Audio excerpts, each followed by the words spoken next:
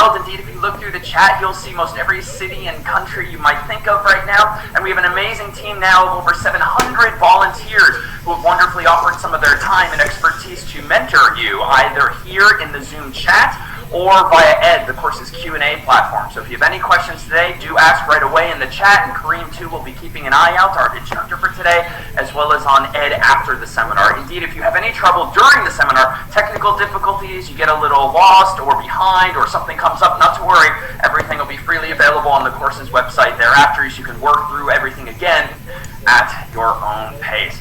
So it's my privilege now to introduce indeed today's instructor, CS50 Zone Kareem Zidane, who joins us from far away in Egypt, where we first met him years ago via Facebook. CS50 is a very active, large Facebook group, and Kareem wonderfully started volunteering to answer lots of classmates' questions. At the time, he had worked his way through CS50 itself, and fast forward to today, he now runs CS50's IDE, or Integrated Development Environment, a tool you'll yourself use today, and continues to develop these and other tools on CS50's end. So without further ado, Kareem, welcome. Well, thank you so much, David, and hello everyone. Good to see everyone here today, and welcome to A Taste of Linux. My name is Kareem, and this seminar is going to be on Linux. We're going to introduce Linux and the Linux command line, as well as scratch the surface of quite a few command line tools that you'll find useful if you decided to take CS50 in the future, or even beyond that. Now, if you've never used Linux or the command line before, don't worry, we'll start from the beginning. But at any point during the seminar, if you have any question, definitely feel free to ask in the chat window here in Zoom down below if you click on the chat button, or on the Ed discussion forum at cs50.ly/seminars/ed. Now, let me go ahead and start by sharing my slides with you. So hopefully everyone can see my screen now. All right. Cool. So, the goal for today's seminar is not by any means to try and memorize everything that you'll see today, but rather to get a taste of some of the ideas, some of the concepts, some of the tools that exist, and sort of get a better sense of what's possible. One thing I'll say is when I started using Linux as my main operating system a few years ago, that I was not comfortable at all using it or using the command line. And one thing that I found to be very useful is that I simply started looking things up as I needed to. And over time and over lots of practice, I just started knowing things off the top of my head. And a lot of these tasks became really, really easier for me. So it's just something to keep in mind here. And before we dive into today's topics, I wanted to share a couple of links with you. If you'd like to have access to these slides, you can go ahead and visit cs50.ly/seminars/Linux. In these slides, you'll find a bunch of links, so you can just click on them or copy and paste them instead of having to type them out. So again, the slides are at cs50.ly/seminars/Linux. If you don't have a GitHub account, please go ahead and create one at github.com/join. You will be using your GitHub account to log into different CS50 tools, including the tool that we'll be using today, which is called CS50 IDE at ide.cs50.io. So you will be able to log into the CS50 IDE using your GitHub account. We are going to demonstrate quite a few commands today. If you find yourself falling behind on some of these commands, or you just want to look something up at a later point, you can just visit cs50.ly/seminars/Linux/commands, and that will give you access to a Google document that has a list of commands that we will be using today. And once again, if you have any questions during the seminar or even after the seminar, please go ahead and visit cs50.ly/seminars/ed in order to post your question, and we will try to answer as many questions as we can. I'll leave this slide up for quite a few seconds if you need to take any notes. All right. So, let's get down to business. What is Linux? Now, most of us probably use some operating system on their computers and their laptops like Mac OS or Windows. Linux is yet another operating system that is free and open source. Now, even though most people don't use Linux as their main operating system on their computers, Linux is still pretty much everywhere. It's on smartphones, on cars, home appliances, servers, supercomputers, and a lot more. Linux is also used by so many software developers and system administrators in the industry, which is one of the main reasons why we are talking about it today. Now, many companies, organizations, and communities take advantage of the fact that Linux is open source and create their own customized version of Linux, also known as Linux flavors, Linux distributions, or distros for short. Some examples of these include Debian-based Linux like Debian itself and Ubuntu, RPM-based Linux like CentOS and Fedora, Pacman-based Linux like Arch, but there's so many more. Now, Debian, RPM, and Pacman all refer to the format of the software packages that you can download and install in these distributions.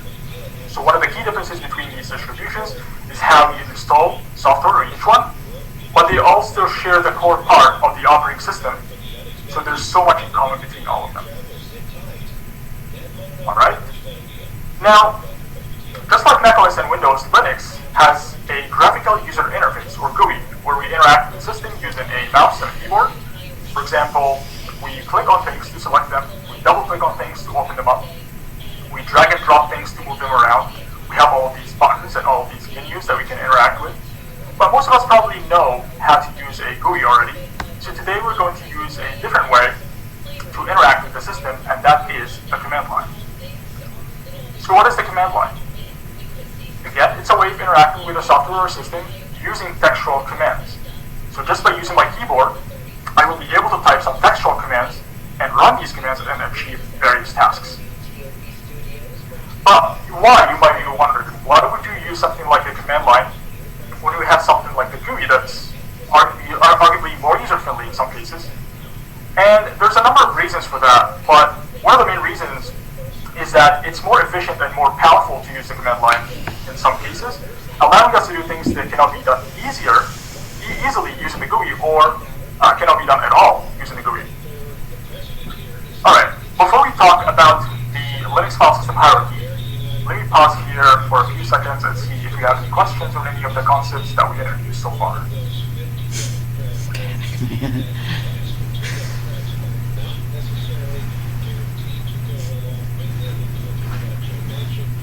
Alright, so question in the chat. What is the difference between Unix and Linux? Unix is yet another operating system.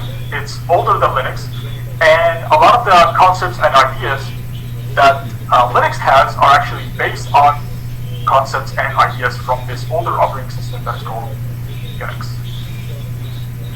Unix is not used today as much as it used to be, because obviously there's more capable operating system, more modern operating systems that can be used.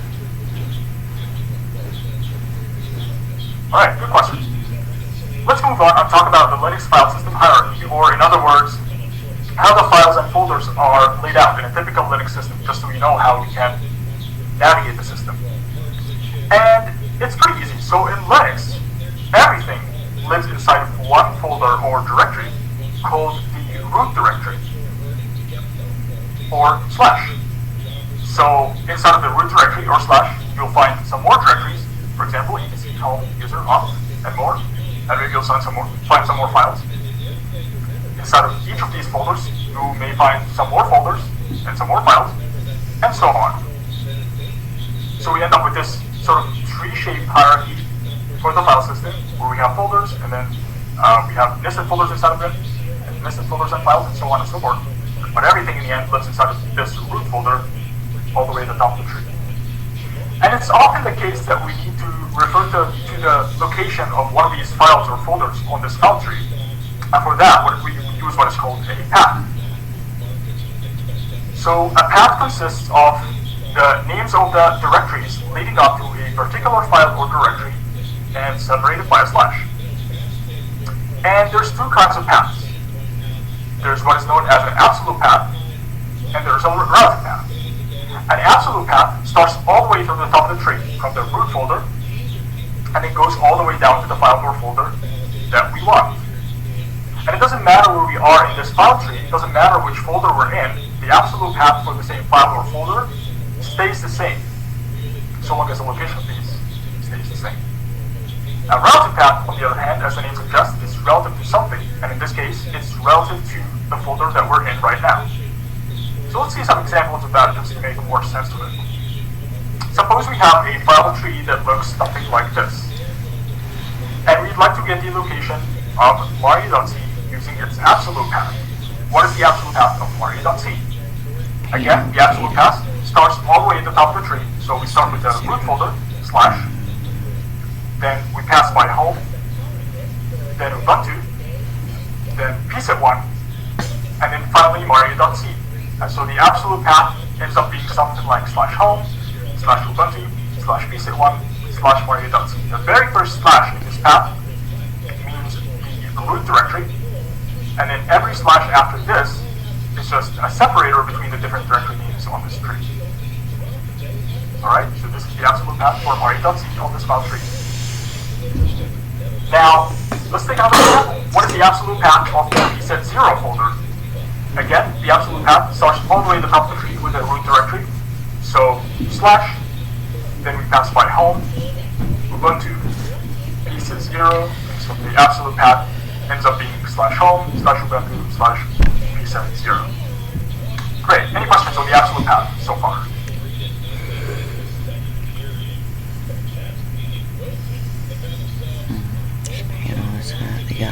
How to get a tree-line visualization on Linux system. So there's a program that you can install called Tree. It's installed, I think, by default on the CSMP IDE. So if you run Tree in the CSMP IDE terminal, you will be able to see a tree-like structure in your terminal. But we'll get to that later.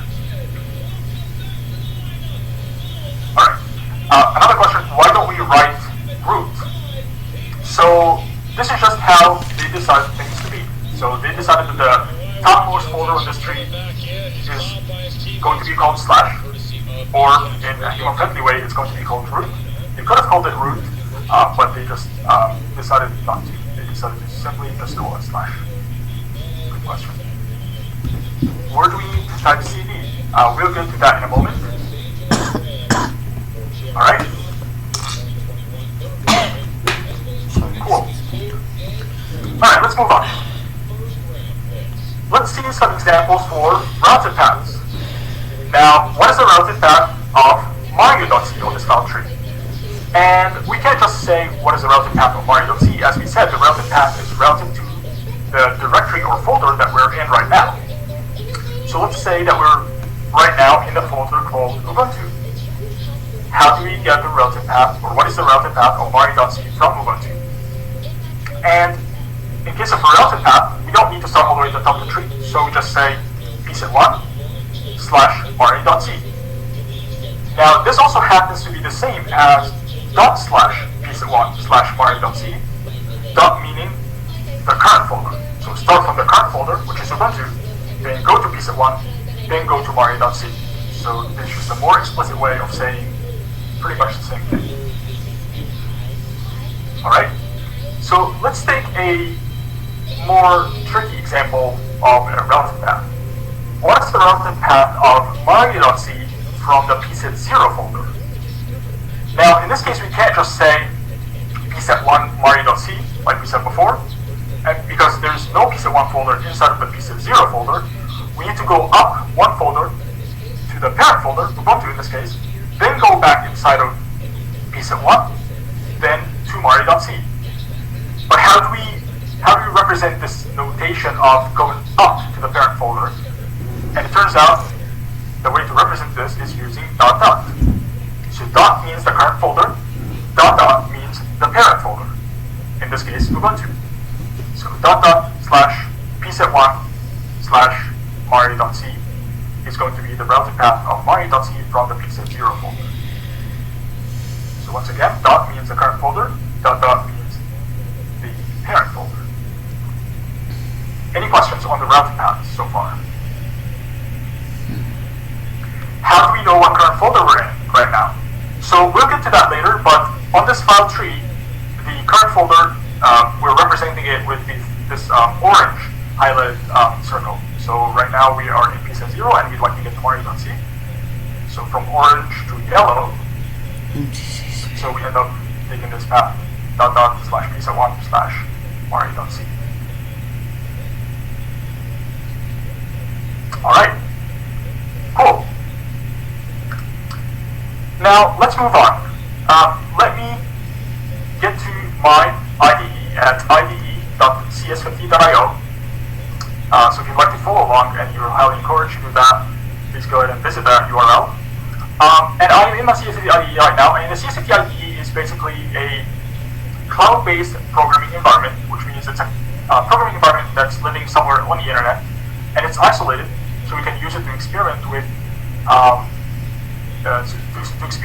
anything without having to worry about destroying or breaking anything on our own Mac or PC. And the CS50 IDE is running a distribution of Linux called Ubuntu Linux, a very popular distribution of Linux.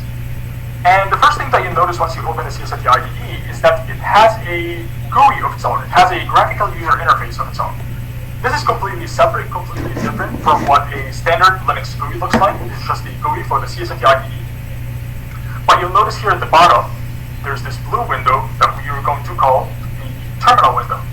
And this is where we'll be spending most of our seminar today. So I'm going to go ahead and maximize my terminal windows just so we can focus more on it. And let's start by defining what is a terminal window. A terminal window, or a terminal, is simply a program that runs another type of program called a shell. Alright, what is a shell? A shell is a program that just waits for a command, processes this command, and then runs it for us. And there's different shell programs available, where the most popular one is called Bash, and this is the shell that we are going to be using today. So we are going to be using Bash, which is a shell program running inside of our terminal here. And the first thing that you'll notice inside of this terminal window is this part here on the left. This is known as the shell prompt, and this is where we will be entering our textual commands for today. And this part can be customized. In the CS50 IDE, it is just configured to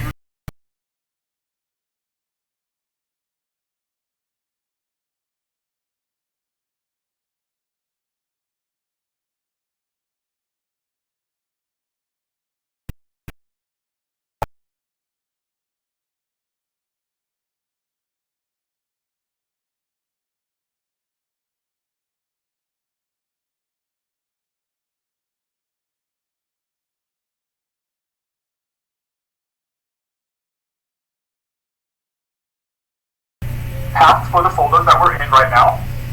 We'll get back to what tilde means in this case. $sign is just a separator that separates the path, which is my shell prompt in this case, from the command that I'd be entering. But this is what a shell prompt is. And the first thing that we're going to do is, let's go ahead and go to the root folder all the way at the top of the tree. See what's going to happen. The command I'm going to use to do this is called cd, for change.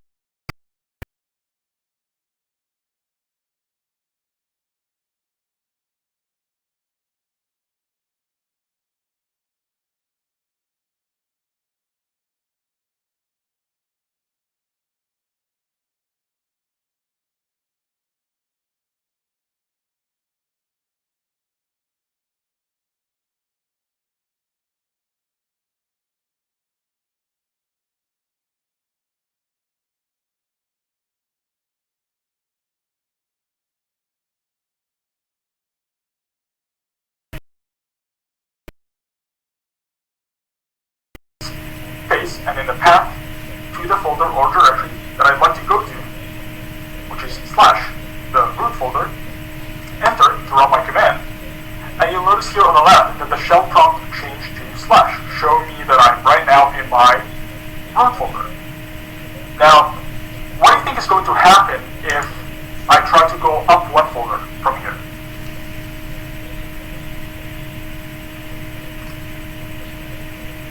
Nothing will happen. Won't work. Error. Not possible. Alright, all good guesses.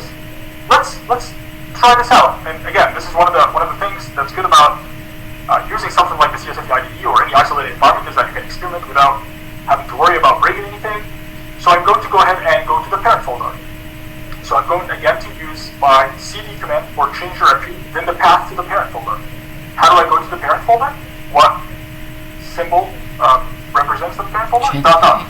Correct. So cd space dot dot to say go to the parent folder, enter, and my shell prompt is the same.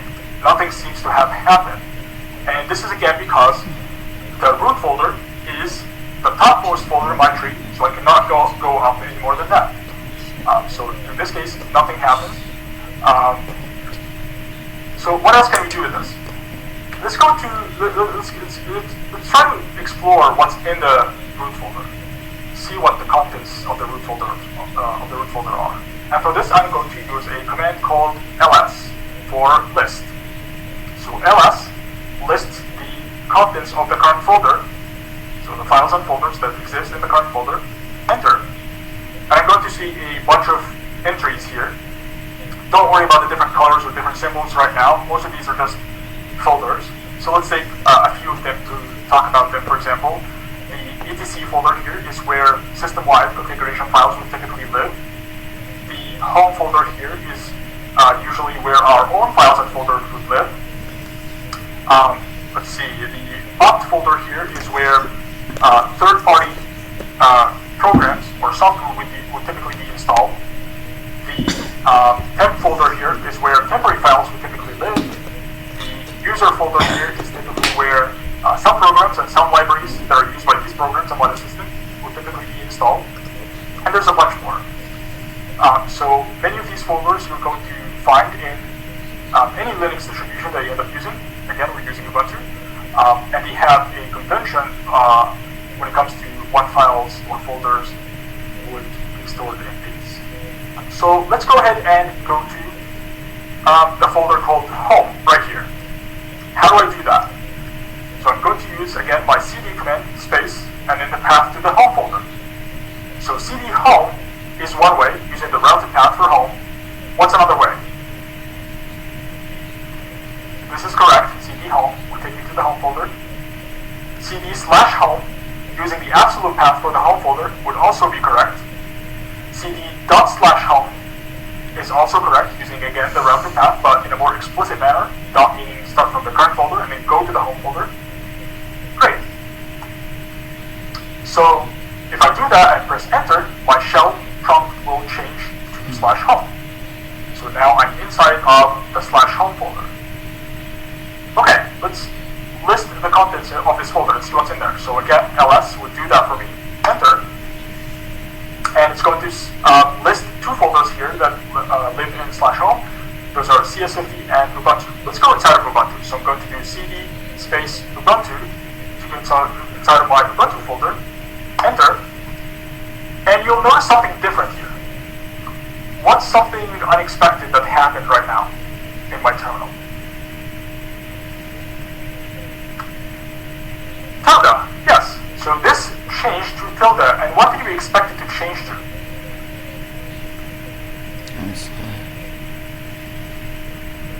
Ubuntu slash home slash Ubuntu. Yes, the absolute path for slash home slash Ubuntu. Yeah, that is correct.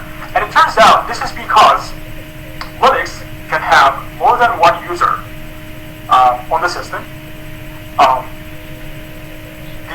Each of these users would have a username and maybe a password. And some of these users can have what is called a home folder configured for them to be their workspaces, right? So in this case, by default, in the CSFD IDE, we are logged in as a user called Ubuntu. And the home folder for this Ubuntu user is configured to be slash home slash Ubuntu. Now, tilde here represents the home folder of the current user, whatever the current user is. So once again, we are logged in by default in the CSFD IDE.